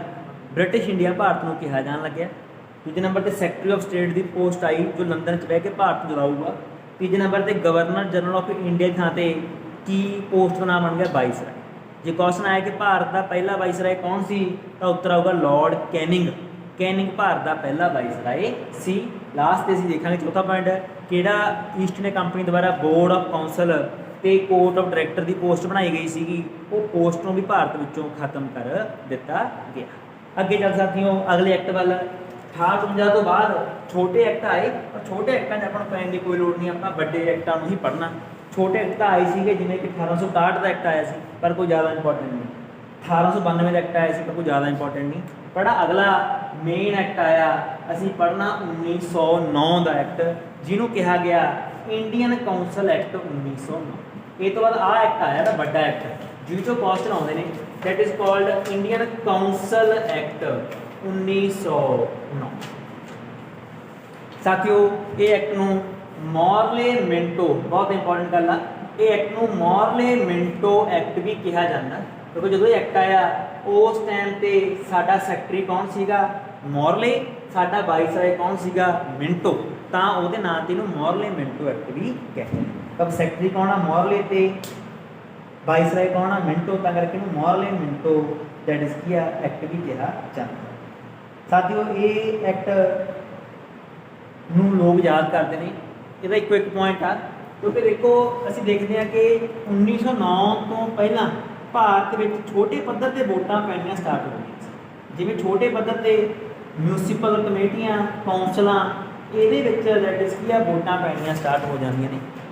ਜਾਂ ਫਿਰ ਅਸੀਂ ਦੇਖਦੇ ਹਾਂ ਇਹ ਵੋਟਾਂ ਪੈਣ ਲੱਗ ਜਾਣਗੀਆਂ। ਵਾਇਸਰਾਏ ਦੀ ਨਾ ਇੱਕ ਕੈਬਨਿਟ ਹੋਊਗੀ, ਵਾਇਸਰਾਏ ਦੀ ਕੈਬਨਿਟ ਹੋਊਗੀ। ਉਹ ਵਾਇਸਰਾਏ ਦੀ ਕੈਬਨਿਟ 'ਚ ਕੌਣ ਜਾ ਸਕਦਾ? ਬਹੁਤ ਸਾਰੇ ਸਮੇਂ ਨਾਲ ਨਾ ਤੁਹਾਨੂੰ ਮੈਂ ਪੜ੍ਹਾਇਆ ਨਹੀਂ, ਗੱਲਾਂ ਮੈਂ ਤਾਂ ਸ਼ਾਰਟ ਕਰਤਾ। ਵਾਇਸਰਾਏ ਇਕੱਲਾ ਥੋੜ੍ਹੀ ਕੰਮ ਕਰੂਗਾ। ਵਾਇਸਰਾਏ ਕੌਣ ਹੋ ਗਿਆ? ਆਪਣਾ ਪ੍ਰਧਾਨ ਮੰਤਰੀ ਇੱਕ ਤਰੀਕੇ ਦਾ। ਪ੍ਰਧਾਨ ਮੰਤਰੀ ਇਕੱਲਾ ਥੋੜ੍ਹੀ ਕੰਮ ਕਰਦਾ, ਉਹਦੇ ਨਾਲ ਕੌਣ ਹੁੰਦਾ? ਰੇਲ ਮੰਤਰੀ ਹੁੰਦਾ ਹੈਗਾ, ਡਿਫੈਂਸ ਮਿਨਿਸਟਰ ਹੁੰਦਾ। ਤਾਂ ਵਾਇਸਰਾਏ ਨਾਲ ਵੀ ਬਹੁਤ ਸਾਰੇ ਬੰਦੇ ਹੁੰਦੇ ਸੀਗੇ, ਉਹਨੂੰ ਦੀ ਕੈਬਨਿਟ ਕਹਿੰਦੇ ਸੀ ਉਹਨੂੰ ਆਪਾਂ। ਪਹਿਲਾਂ ਉਹ 'ਚ ਇਕੱਲੇ ਅੰਗਰੇਜ਼ ਹੀ ਹੁੰਦੇ ਸੀਗੇ, ਪਰ ਹੌਲੀ ਹੌਲੀ ਉਹ ਵਾਇਸਰਾਏ ਦੀ ਕੈਬਨਿਟ 'ਚ ਕੌਣ ਆਉਣ ਲੱਗ ਗਏ? ਭਾਰਤੀ ਵੀ ਆਉਣੇ ਕੀ ਹੋ ਗਏ, ਸਟਾਰਟ ਹੋ ਗਏ। ਤਾਂ ਉਹਦੇ ਲਈ ਵੋਟਾਂ ਪੈਂਦੀਆਂ ਸੀਗੀਆਂ। ਤਾਂ 1909 ਵਾਲਾ ਐਕਟ ਲੈ ਕੇ ਆਇਆ। ਕੀ ਕਹਿੰਦਾ ਵੀ ਭਾਈ ਵੋਟਾਂ ਪੈਣਗੀਆਂ, ਨੋ ਡਾਊਟ ਭਾਰਤ 'ਚ ਵੋਟਾਂ ਪੈਣਗੀਆਂ, ਡੈਮੋਕ੍ਰੇਸੀ ਆਊਗੀ, ਪਰੰਤੂ ਵੋਟਾਂ ਕਿਵੇਂ ਪੈਣਗੀਆਂ? ਹਿੰਦੂ ਬੰਦਾ ਸਿਰਫ ਹਿੰਦੂ ਨੂੰ ਹੀ ਕੀ ਪਾ ਸਕਦਾ? ਵੋਟ ਪਾ ਸਕਦਾ। ਤਾਂ ਵੋਟਾਂ ਧਰਮ ਦੇ ਆਧਾਰ 'ਤੇ ਪੈਣਗੀਆਂ। ਮੁਸਲਿਮ ਬੰਦਾ ਸਿਰਫ ਮੁਸਲਿਮ ਨੂੰ ਹੀ ਕੀ ਪਾ ਸਕਦਾ? ਵੋਟਾਂ ਪਾ ਸਕਦਾ। ਤਾਂ ਭਾਰਤ 'ਚ ਦੋ ਤਰ੍ਹਾਂ ਸਿਸਟਮ ਆਇਆ ਵੀ ਹਿੰਦੂ ਬੰਦਾ ਸਿਰਫ ਹਿੰਦੂ, ਮੁਸਲਿਮ ਨੂੰ। ਇਹਨੂੰ ਧਰਮ ਦੇ ਆਧਾਰ 'ਤੇ ਵੋਟਾਂ ਪਾਉਣੀਆਂ, ਇਹਨੂੰ ਕਮਿਊਨਲ ਇਲੈਕਟੋਰੇਟ ਕਿਹਾ ਜਾਂਦਾ। ਤਾਂ ਕੁਐਸਚਨ ਆਊਗਾ ਕਿ ਭਾਰਤ ਵਿੱਚ ਧਰਮ ਦੇ ਨਾਂ 'ਤੇ ਵੋਟਾਂ ਕਿਹੜਾ ਐਕਟ ਲੈ ਕੇ ਆਏਗਾ? ਤਾਂ 1909 ਵਾਲਾ ਐਕਟ ਲੈ ਕੇ ਆਇਆ, ਦੈਟ ਇਜ਼ ਕਾਲਡ ਮੋਰਲੇ ਮਿੰਟੋ ਐਕਟ। ਇੱਕ ਪੁਆਇੰਟ ਦਾ ਇਹ ਰੱਖਣਾ। ਸੈਕਿੰਡ ਪੁਆਇੰਟ ਸੀ ਇਹ ਰੱਖਣਾ ਸਾਥੀਓ ਕਿ ਇਹਦੇ ਵਿੱਚ ਵੀ ਤੁਹਾਨੂੰ ਦੱਸਿਆ ਕਿ ਵਾਇਸਰਾਏ ਦੀ ਪੋਸਟ, ਵਾਇਸਰਾਏ ਕੀ ਕਰ ਸਕਦਾ ਗਾ? ਭਾਰਤੀ ਨੂੰ ਵੀ ਲਊਗਾ। ਤਾਂ ਪਹਿਲਾ ਭਾਰਤੀ ਜਿਹੜਾ ਚੁਣਿਆ ਗਿਆ, ਐਕਟ ਨੇ ਕਿਹਾ ਕਿ ਵਾਇਸਰਾਏ ਦੀ ਹੁਣ ਕੈਬਨਿਟ 'ਚ ਭਾਰਤੀ ਹੋ ਸਕਦੇ ਨੇ। ਬਹੁਤ ਵਧੀਆ ਕੁਐਸਚਨ ਵੀ ਕਿਹੜਾ ਪਹਿਲਾ ਭਾਰਤੀ ਸੀ ਜਿਹਨੂੰ ਵਾਇਸਰਾਏ ਦੀ ਕੈਬਨਿਟ ਦੇ ਵਿੱਚ ਚੁਣਿਆ ਗਿਆ? ਇਹਦਾ ਨਾਮ ਹੈਗਾ SP Sinha. SP Sinha, that is Satinder Prasad Sinha. ਇਹ ਪਹਿਲੇ ਭਾਰਤੀ ਨੇ ਜਿਨ੍ਹਾਂ ਨੂੰ ਵਾਇਸਰਾਏ ਦੀ ਕੌਂਸਲ ਦੇ ਵਿੱਚ ਕੀ ਮਿਲੀ ਸੀਗੀ? ਜਗ੍ਹਾ ਮਿਲੀ ਸੀ। 2 ਪੁਆਇੰਟ ਯਾਦ ਰੱਖਣੇ ਸਾਥੀਓ। ਉਸ ਤੋਂ ਬਾਅਦ ਅਗਲਾ ਐਕਟ ਜਿਹੜਾ ਆਇਆ ਉਹਨੂੰ ਕਹਿੰਦੇ ਨੇ ਗਵਰਨਮੈਂਟ ਆਫ ਇੰਡੀਆ ਐਕਟ 1919। 1919 ਦੇ ਵਿੱਚ ਐਕਟ ਆਇਆ, ਉਹਨੂੰ ਕਹਿੰਦੇ ਨੇ ਗਵਰਨਮੈਂਟ ਆਫ ਇੰਡੀਆ ਐਕਟ 1919। ਇਹਨੂੰ ਮੌਂਟੈਗੂ ਕੈਮਸਫੋਰਡ ਐਕਟ ਵੀ ਕਿਹਾ ਜਾਂਦਾ। ਕਿਉਂ ਕਹਿੰਦੇ ਨੇ? ਫਿਰ ਉਹੀ ਗੱਲ, ਮੌਂਟੈਗੂ 1919 'ਚ ਕੀ ਸੀ? ਸਾਡੇ ਸੈਕਟਰੀ ਸੀਗੇ, ਤੇ ਕੈਮਸਫੋਰਡ ਕੌਣ ਸੀ? ਸਾਡਾ ਵਾਇਸਰਾਏ ਸੀਗਾ। ਤਾਂ ਕਰਕੇ ਇਹ ਐਕਟ ਨੂੰ ਮੌਂਟੈਗੂ ਕੈਮਸਫੋਰਡ ਐਕਟ ਵੀ ਕਹਿੰਦੇ ਨੇ। ਕੁਐਸਚਨ ਇਹਦੇ ਪੇਪਰ 'ਚ ਆਉਂਦੇ ਨੇ। ਪਹਿਲਾਂ ਗੱਲ ਕਰਦੇ ਵੀ ਐਕਟ 'ਚ ਕੀ ਕੀਤਾ ਗਿਆ। ਬਹੁਤ ਚੇਂਜਸ ਕੀਤੇ ਗਏ ਸਾਥੀਓ ਐਕਟ ਦੇ ਵਿੱਚ। ਪਹਿਲੀ ਤਾਂ ਕਮਿਊਨਲ ਇਲੈਕਟੋਰੇਟਸ, ਜਿਹੜਾ 1909 ਸਿਰਫ ਹਿੰਦੂਆਂ ਤੇ ਮੁਸਲਮਾਨਾਂ ਲਈ ਸੀਗਾ, ਇਹਨਾਂ ਨੇ ਅੱਗੇ ਕਰਤਾ ਵੀ ਨਹੀਂ, ਸਿੱਖ ਵੀ ਦੈਟ ਇਜ਼ ਕੀ ਅਲੱਗ ਤੋਂ ਆਪਣਾ ਬੰਦਾ ਚੁਣਨਗੇ, ਕ੍ਰਿਸਚਨ ਵੀ ਆਪਣਾ ਬੰਦਾ ਅਲੱਗ ਚੁਣਨਗੇ, ਤੇ ਐਂਗਲੋ ਇੰਡੀਅਨ ਭਾਵ ਜਿਹੜੇ ਹੈ ਤਾਂ ਅੰਗਰੇਜ਼ ਨੇ ਪਰ ਰਹਿੰਦੇ ਜੰਮੇ ਭਾਰਤ ਨੇ, ਉਹ ਵੀ ਆਪਣਾ ਬੰਦਾ ਕੀ ਕਰਨਗੇ? ਅੱਡ ਚੁਣਨਗੇ। ਭਾਵ ਇਕੱਲਾ ਹਿੰਦੂ ਮੁਸਲਿਮ ਨਹੀਂ, ਹਿੰਦੂ ਮੁਸਲਿਮ ਸਿੱਖ ਕ੍ਰਿਸਚਨ ਤੇ ਐਂਗਲੋ ਇੰਡੀਅਨ ਸਾਰੇ ਸਿਰਫ ਆਪਣੇ ਧਰਮ ਦੇ ਬੰਦੇ ਨੂੰ ਹੀ ਕੀ ਪਾ ਸਕਦੇ ਨੇ? ਵੋਟ ਪਾ ਸਕਦੇ ਨੇ। ਪਹਿਲਾਂ ਸਿਰਫ ਕੀਤੀ ਗੱਲ ਸੀ ਹਿੰਦੂ ਤੇ ਮੁਸਲਿਮ, ਪਰ ਹੁਣ ਕੀ ਕਿਹਾ ਗਿਆ ਵੀ ਨਹੀਂ, ਸਾਰੇ ਬੰਦੇ ਦੀ ਰਜਿਸਟਰੀ ਨੇ ਅਲੱਗ ਤੋਂ ਕੀ ਕਰਨਗੇ? ਅਲੱਗ ਬੰਦੇ ਨੂੰ ਵੋਟਾਂ ਪਾ ਨਹੀਂ ਸਕਦੇ। ਕਹਿੰਦਾ ਇੱਕ ਨੂੰ ਹੀ ਪਾਉਣਗੇ। ਇਹਨਾਂ ਨਾਲ ਆਪਦੇ ਬੰਦੇ ਸਿੱਖ ਤੋਂ ਖੜੇ ਹੋ ਸਕਦੇ ਨਹੀਂ, ਉਹਨਾਂ 'ਚ ਇੱਕ ਨੂੰ ਸਿੱਖ ਨੂੰ ਪਾਉਣਗੇ, ਪਰ ਇਹ ਇਹਨੂੰ ਹਿੰਦੂ ਨੂੰ ਵੋਟ ਪਾ ਸਕਦੇ। ਤਾਂ ਇੱਦਾਂ ਕਰਕੇ ਇਹ ਦੇਸ਼ ਅਲੱਗ ਜਿਹਾ ਸਿਸਟਮ ਕੌਣ ਲੈ ਕੇ ਆਇਆ? ਅੰਗਰੇਜ਼ ਲੈ ਕੇ, ਜਿਹਦੇ ਕਰਕੇ ਆਪਣੇ ਦੇਸ਼ 'ਚ ਅੱਜ ਵੀ ਧਰਮ ਦੀ ਰਾਜਨੀਤੀ ਬਹੁਤ ਵੱਡੇ ਪੱਧਰ 'ਤੇ। ਉਹਦਾ ਕਾਰਨ ਕਿ ਅੰਗਰੇਜ਼ ਪਾਲਿਸੀਆਂ ਲੈ ਕੇ ਆਏ ਸੀ ਪਹਿਲਾਂ। ਪਹਿਲਾ ਕਾਰਨ। ਦੂਜਾ ਕਾਰਨ ਸਾਥੀਓ ਬਹੁਤ ਵਧੀਆ, ਅਸੀਂ ਦੇਖਦੇ ਹਾਂ ਕਿ ਸਟੇਟਾਂ ਨੂੰ ਕੁਝ ਪਾਵਰ ਦਿੱਤੀਆਂ ਗਈਆਂ। ਜਿਹੜਾ ਸਟੇਟ ਨੇ, ਭਾਵੇਂ ਮੰਨ ਲਓ ਪੰਜਾਬ ਹੋਇਆ, ਸਪੋਜ਼ ਕਰੋ ਉਸ ਟਾਈਮ 'ਤੇ ਪੰਜਾਬ ਨਹੀਂ ਸੀ, ਉਸ ਟਾਈਮ 'ਤੇ ਕਹਿੰਦੇ ਸੀ ਆਪਾਂ ਨੂੰ NFW, north West frontier province. ਇਹ ਭਾਰਤ ਪੰਜਾਬ ਦਾ ਨਾਂ ਸੀਗਾ, NWFP, north West frontier province. ਤਾਂ ਇੱਥੇ ਕੀ ਕੀਤਾ ਗਿਆ ਵੀ ਜਿਹੜਾ ਸਟੇਟ ਹੋਊ ਇਹਨੂੰ 2 ਭਾਗਾਂ 'ਚ ਵੰਡ, 2 ਕੰਮ ਇਹ 'ਚ ਵੰਡਤੇ। ਇੱਕ ਤਾਂ ਹੈਗੇ ਟਰਾਂਸਫਰ ਸਬਜੈਕਟ, ਸਮਝਣ ਵਾਲੀ ਗੱਲ, ਲਿਖਣ ਵਾਲੀ ਨਹੀਂ। ਇੱਕ ਹੈਗਾ ਰਿਜ਼ਰਵ, ਟਰਾਂਸਫਰ ਤੇ ਰਿਜ਼ਰਵ। ਟਰਾਂਸਫਰ ਸਬਜੈਕਟ ਕਿਹੜੇ ਹੋਏ? ਉਹ ਕਹਿੰਦੇ ਮੰਨ ਲਓ ਕਿ ਸਰਕਾਰ ਚੁਣੀ ਜਾਊ, ਮੰਨ ਲਓ ਵੀ ਆ ਇੱਥੇ ਵੋਟਾਂ ਪਈਆਂ, ਇੱਥੇ ਵੋਟਾਂ ਪਾ ਕੇ ਚੁਣਤੀ ਸਰਕਾਰ ਚੁਣਤੀ, ਤਾਂ ਇਹਨਾਂ ਨੂੰ ਕੁਝ ਕੰਮ ਦੇਵਾਂਗੇ ਅਸੀਂ। ਮੰਨ ਲਓ ਸਰਕਾਰ ਚੁਣੇਗੀ, ਜਿਵੇਂ ਹੁਣ ਤੁਹਾਨੂੰ ਪਤਾ ਅੱਜ ਵੀ ਆਪਣੇ ਖੇਤੀਬਾੜੀ ਦਾ ਕੰਮ ਕੌਣ ਦੇਖੂਗਾ? ਸਟੇਟ ਦੇਖੂਗਾ ਨਾ। ਪੁਲਿਸ ਦਾ ਕੰਮ ਕੌਣ ਦੇਖੂਗਾ? ਸਟੇਟ ਦੇਖਦੀ ਆਪਣੇ। ਜਾਂ ਫਿਰ ਐਜੂਕੇਸ਼ਨ ਦਾ ਕੰਮ ਕੌਣ ਦੇਖਦੀ? ਆਪਣੇ ਸਟੇਟ ਦੇਖਦੀ। ਤਾਂ ਇਹ ਕੰਮ ਵੰਡੇ ਹੋਏ ਨੇ। ਤਾਂ ਇਹਨਾਂ ਨੇ ਆਹ ਗੱਲ ਉਸ ਟਾਈਮ ਦੀ ਕੀਤੀ 1919 ਦੇ ਵਿੱਚ। ਕੀ ਕਹਿੰਦੇ ਵੀ ਅਸੀਂ ਸਟੇਟ ਨੂੰ ਕੁਝ ਪਾਵਰਾਂ ਦੇਵਾਂਗੇ। ਪਹਿਲਾਂ ਸਾਰਾ ਸਟੇਟ ਕਿਹਦੇ ਅੰਡਰ ਆਉਂਦਾ ਸੀਗਾ, ਸੈਂਟਰ ਦੇ ਅਧੀਨ ਆਉਂਦਾ ਸੀਗਾ। ਜਿਹੜੀ ਗੱਲ ਸੈਂਟਰ ਨੇ ਕਹਿਤੀ ਉਹੀ ਗੱਲ ਕਿਹਨੂੰ ਮੰਨਣੀ ਪਊਗੀ, ਸਟੇਟ ਨੂੰ ਮੰਨਣੀ ਪਊ। ਪਰ ਇਹ ਕਹਿੰਦੀ ਵੀ ਨਹੀਂ, ਐਂ ਨਹੀਂ ਕਰਦੇ, ਅਸੀਂ ਕੁਝ ਪਾਵਰਾਂ ਦਿੰਦੇ ਹਾਂ ਕਿਹਨੂੰ, ਸਟੇਟ ਨੂੰ। ਉਹ ਪਾਵਰਾਂ ਦੋ ਤਰ੍ਹਾਂ ਦੀਆਂ ਹੋਣਗੀਆਂ, ਇੱਕ ਟਰਾਂਸਫਰ ਪਾਵਰ ਹੈ, ਕੀ ਹੋਣਗੀਆਂ, ਰਿਜ਼ਰਵ ਪਾਵਰ। ਟਰਾਂਸਫਰ ਪਾਵਰਾਂ ਕਿਹੜੀਆਂ ਨੇ, ਉਹ ਪਾਵਰਾਂ ਜਿਹਦੇ ਵਿੱਚ ਸਟੇਟ ਨੂੰ ਸੈਂਟਰ ਤੋਂ ਪੁੱਛਣ ਦੀ ਕੋਈ ਲੋੜ ਨਹੀਂ, ਆਪਣੀ ਮਰਜ਼ੀ ਨਾਲ ਕੋਈ ਮਰਜ਼ੀ ਕੰਮ ਕਰ ਸਕਦੇ ਹੋ। ਕਿਹੜੀਆਂ ਪਾਵਰਾਂ ਨੇ, ਟਰਾਂਸਫਰ ਪਾਵਰਾਂ ਨੇ। ਪਰ ਕੁਝ ਪਾਵਰਾਂ ਨੂੰ ਰਿਜ਼ਰਵ ਰੱਖਿਆ ਜਾਊ। ਗਵਰਨਰ ਜੋ ਕਿ ਸੈਂਟਰ ਦਾ ਬੰਦਾ ਹੋਊਗਾ, ਉਹ ਗਵਰਨਰ ਤੋਂ ਬਿਨਾਂ ਪੁੱਛੇ ਤੁਸੀਂ ਦੈਟ ਇਜ਼ ਕੀ ਨਹੀਂ ਕਰ ਸਕਦੇ, ਉਹ ਪਾਵਰ ਨੂੰ ਕੀ ਨਹੀਂ ਕਰ ਸਕਦੇ, ਯੂਜ਼ ਨਹੀਂ ਕਰ ਸਕਦੇ। ਜੇ ਇਹਨੇ ਸਹਿਮਤੀ ਦਿੱਤੀ, ਗਵਰਨਰ ਨੇ ਸਹਿਮਤੀ ਦਿੱਤੀ, ਤਾਂ ਹੀ ਤੁਸੀਂ ਉਹ ਕੰਮ ਨੂੰ ਕਰ ਲਾਗੂ ਕਰ ਸਕਦੇ ਹੋ। ਤਾਂ ਇਹ ਪਾਵਰ ਨੂੰ ਕੀ ਕਿਹਾ ਗਿਆ, ਰਿਜ਼ਰਵ ਪਾਵਰਾਂ ਕਿਹਾ ਗਿਆ। ਤੇ ਇੱਕ ਨਵਾਂ ਸਿਸਟਮ ਆਇਆ, ਇਹ ਤੋਂ ਹੀ ਅੱਗੇ ਜਾ ਕੇ ਆਪਣੇ ਭਾਰਤ ਵਿੱਚ ਪਾਵਰਾਂ ਦੀ ਕੀ ਕੀਤੀ ਗਈ, ਵੰਡ ਕੀਤੀ ਗਈ। 1935 ਦੇ ਐਕਟ 'ਚ ਇਹ ਪਾਵਰਾਂ ਵੰਡੀਆਂ ਜਾਣਗੀਆਂ। ਪਹਿਲਾਂ ਇਹਨੂੰ ਕੀ ਕਹਿੰਦੇ ਸੀ, ਟਰਾਂਸਫਰ ਤੇ ਰਿਜ਼ਰਵ ਸਬਜੈਕਟ ਕਹਿੰਦੇ ਸੀ। ਜਿਹੜਾ ਸਿਸਟਮ ਲਾਇਆ ਗਿਆ ਸਾਥੀ ਹੋਵੇ, ਕੁਐਸਚਨ ਨੂੰ ਬਾਰ-ਬਾਰ ਆਉਂਦਾ ਪੇਪਰ 'ਚ, ਆਹ ਸਿਸਟਮ ਨੂੰ ਡਾਇਆਰਕੀ ਕਹਿੰਦੇ ਨੇ। ਆਹ ਸਿਸਟਮ ਕੀ ਹੁੰਦਾ ਹੈਗਾ, ਡਾਇਆਰਕੀ। ਤਾਂ ਡਾਇਆਰਕੀ ਕੀ ਹੈ, ਸਟੇਟਾਂ ਦੇ ਵਿੱਚ ਪਾਵਰਾਂ ਨੂੰ ਦੋ ਭਾਗਾਂ 'ਚ ਵੰਡਣਾ, ਟਰਾਂਸਫਰ ਤੇ ਰਿਜ਼ਰਵ। ਟਰਾਂਸਫਰ ਪਾਵਰਾਂ ਕਿਹੜੀਆਂ ਨੇ, ਜਿਹੜੀਆਂ ਪਾਵਰਾਂ ਸਰਕਾਰ ਨੂੰ ਬਿਨਾਂ ਪੁੱਛੇ, ਲੋੜ ਨਹੀਂ ਪੁੱਛਣ ਦੀ, ਸੈਂਟਰ ਸਰਕਾਰ ਤੋਂ ਆਪਣੇ ਹਿਸਾਬ ਨਾਲ ਚਲਾਊਗੀ। ਰਿਜ਼ਰਵ ਦੇ ਵਿੱਚ ਉਹਨੂੰ ਪੁੱਛਣਾ ਪਊਗਾ ਕਿਤੋਂ, ਸੈਂਟਰ ਸਰਕਾਰ ਤੋਂ ਵੀ ਕੰਮ ਕੀਤਾ ਜਾਵੇ ਕਿ ਨਹੀਂ ਕੀਤਾ ਜਾਵੇ, ਇਹਨੂੰ ਕਹਿੰਦੇ ਨੇ ਡਾਇਆਰਕੀ। ਡਬਲ ਗਵਰਨਮੈਂਟ ਕਿਹੜੀ ਸੀਗੀ, ਉਹ ਉਹ ਈਸਟ ਇੰਡੀਆ ਕੰਪਨੀ ਨਾਲ ਸੰਬੰਧਿਤ ਆ, ਜਿਹਦੇ ਵਿੱਚ ਬੰਦਿਆਂ ਨੂੰ ਦੋ ਭਾਗਾਂ 'ਚ ਵੰਡਿਆ ਗਿਆ।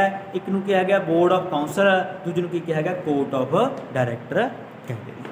ਗੱਲ ਬੱਲੇ ਪਈ, ਲੈਵਲ ਦਾ ਐਕਟ ਦਾ ਭਾਰਤੀਆਂ ਨੇ ਵਿਰੋਧ ਕੀਤਾ ਵੀ ਐਕਟ 'ਚ ਕਮੀਆਂ ਨੇ, ਤਾਂ ਇਹਨੂੰ ਖਤਮ ਕਰਨ ਵਾਸਤੇ ਅੰਗਰੇਜ਼ੀ ਸ਼ਾਸਨ ਐਂਡ ਵਾਲਾ ਐਕਟ ਲੈ ਕੇ ਆਏ, ਜਿਹਨੂੰ ਗਵਰਨਮੈਂਟ ਆਫ ਇੰਡੀਆ ਐਕਟ 1935 ਕਿਹਾ। ਐਂਡ ਵਾਲਾ ਐਕਟ ਲੈ ਕੇ ਆਏ, 1935 ਵਾਲਾ ਐਕਟ ਲੈ ਕੇ ਆਏ, ਜਿਹਨੂੰ ਗਵਰਨਮੈਂਟ ਆਫ ਇੰਡੀਆ ਐਕਟ 1935 ਕਿਹਾ ਜਾਂਦਾ। ਸਭ ਤੋਂ ਇੰਪੋਰਟੈਂਟ ਐਕਟ ਇਹੀ ਆ, ਕਿਉਂਕਿ ਅੱਜ ਜਿਹੜਾ ਸੰਵਿਧਾਨ ਬਣਿਆ, ਸਾਡੇ ਸੰਵਿਧਾਨ ਦਾ 70% ਜਿਹੜਾ ਹਿੱਸਾ ਹੈਗਾ ਉਹ ਕੀ ਚੋਂ ਲਿਆ ਗਿਆ, ਗਵਰਨਮੈਂਟ ਆਫ ਇੰਡੀਆ ਐਕਟ 1935 ਤੋਂ ਲਿਆ ਗਿਆ। ਤਾਂ ਅੰਗਰੇਜ਼ਾਂ ਦੁਆਰਾ ਐਕਟ ਬਣਾਇਆ ਗਿਆ ਸੀ, ਉਹਨੂੰ ਹੀ ਅਸੀਂ ਕਾਪੀ ਪੇਸਟ ਕੀਤਾ।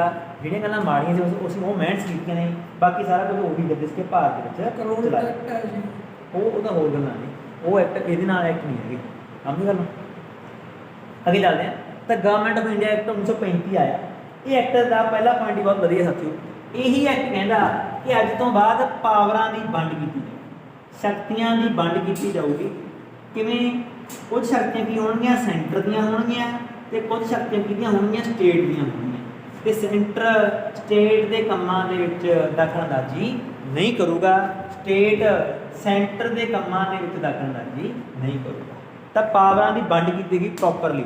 ਪਹਿਲਾਂ ਪਾਵਰਾਂ ਦੀ ਕੋਈ ਵੰਡ ਨਹੀਂ ਸੀ ਕੀਤੀ ਗਈ, ਸਾਰੀਆਂ ਪਾਵਰਾਂ ਕਿਹਦੇ ਕੋਲ ਸੀ, ਸੈਂਟਰ ਕੋਲੇ ਹੁੰਦੀਆਂ ਸੀ।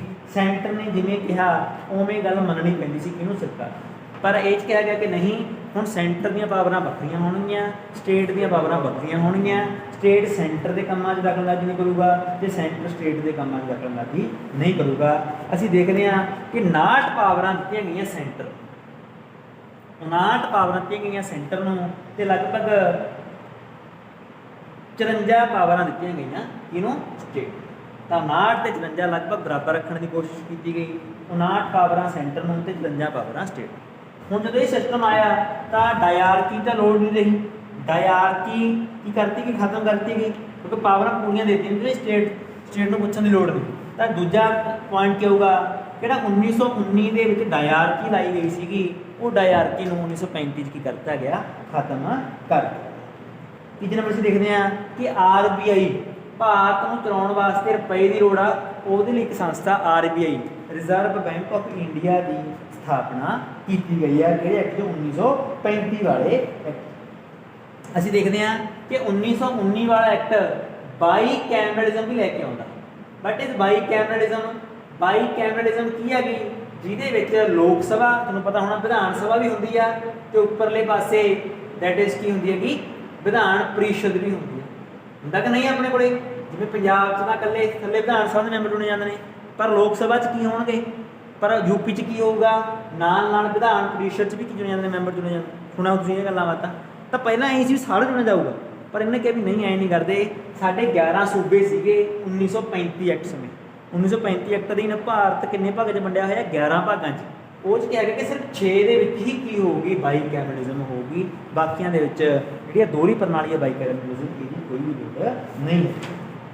ਅਗਲਾ ਪੁਆਇੰਟ ਜਿਹੜਾ ਲੈ ਕੇ ਆਏ, ਉਹ ਕਹਿੰਦੇ कि जिन्नी हुण वोटां पैणगीਆਂ स्टेट सरकारां चुणीਆਂ जाणगीਆਂ पर वोटां पाउण दी पावर किहनूं दित्ती गई तां 10% लोकां सारे लोग वोट नहीं सी पाउणगे सिर्फ 10% लोग वोटां पाउणगे उन्हां दे वोटां दे आधार ते की चुणे जाणगे हने सरकारां चुणीਆਂ जाणगीਆਂ ਪਹਿਲਾਂ ही 5% ਸੀਗਾ ਪਹਿਲਾਂ ही 5% ਸੀ 1909 1919 ਦੇ ਐਕਟ ਵਿੱਚ पर हुण कीता गया 10% ਐਕਟ कीता गया पर फिर भी नेहरू जी ने तो विरोध किया सी भी नहीं सब नूं मौका दो ताइयों जो भारत आज़ाद 47 ਦੇ ਵਿੱਚ ਤਾਂ नेहरू जी कहने कि मैं दैट इज की करूँगा 10% 20% उन्नी जिन्हों की उम्र 21 साल तो उपर आ सारे ही की कर सकते हैं वोटां पा सकते हैं तो सब नूं वोटां पाउण दा अधिकार कौन दे गए ने नेहरू दे के गए ने अंग्रेज़ों ने किया सीगा सिर्फ 10% वोटां पाउण दा अधिकार सानूं साथियों दित्ता सी सामने की गल 4-5 पॉइंट याद रखने ने ये तो बाद 47 तो भारत आज़ाद ही हो गया सीगा ये तो बाद भारत रूल लगन लग गए तो 1935 तक अंग्रेज़ों के की आए ने एक्ट आए लिखो इन्हूं कापियां ते